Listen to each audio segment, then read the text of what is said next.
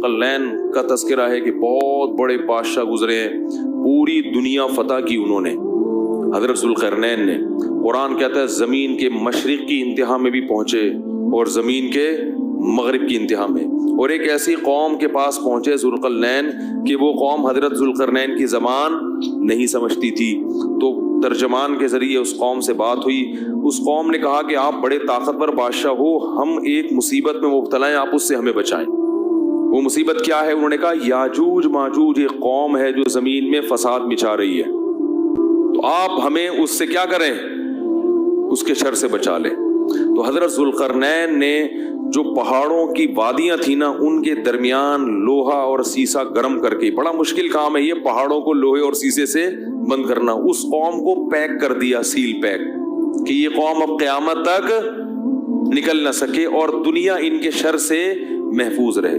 دو جگہ قرآن میں یاجوج اور ماجوج کا تذکرہ ہے۔ حدیث میں آتا ہے کہ وہ جو یاجوج اور ماجوج ہیں اتنی کثرت سے ہیں، وہ کیا کرتے ہیں؟ دیوار کو چاٹتے ہیں روزانہ ختم کرنے کے لیے، کہ یہ دیوار چاٹ چاٹ کے کیا کرو؟ ختم کرو۔ اور وہ جب ختم ہونے کے قریب رہتی ہے تو وہ کہتے ہیں اب ہم کل اس کو چاٹیں گے، اور انشاءاللہ نہیں کہتے، تو جب اگلا دن آتا ہے تو دیوار واپس اسی طرح ہو چکی ہوتی ہے۔ تو آپ صلی اللہ علیہ وسلم نے فرمایا قرب قیامت میں وہ یہ کہیں گے کہ انشاءاللہ اس دیوار کو ہم کل ختم کر دیں گے۔ تو جب انشاءاللہ کہیں گے کہ اللہ نے چاہا، کیونکہ وہ مسلمان نہیں ہے وہ قوم، جب اللہ نے چاہا کہیں گے تو وہ دیوار اگلے دن کیا ہو جائے گی؟ ختم۔ اور قرآن میں آتا ہے کہ پھر وہ زمین میں پھیل جائیں گے۔ وہ اتنی کثرت سے زمین میں وہ بہت بڑی تعداد ہوگی ان کی، بہت بڑی تعداد، زمین میں ایسا فساد مچائیں گے کہ لوگوں کا جینا حرام کر دیں گے۔ یہ تو قرآن میں ہے نا کہ اتنی کثرت سے ان کو چھوڑ دیا جائے گا۔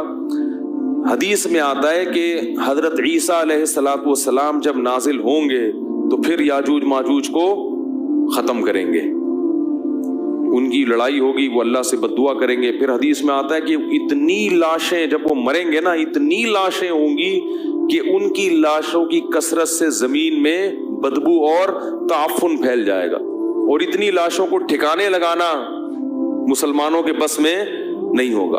پھر حضرت عیسیٰ علیہ السلام اللہ سے دعا کریں گے، بارشیں برسیں گی، سیلاب آئیں گے جن میں ان کی لاشیں بہہ بہہ کے ٹھکانے لگیں گی، تو پھر اس کے بعد دنیا سے کفر کا خاتمہ ہو جائے گا۔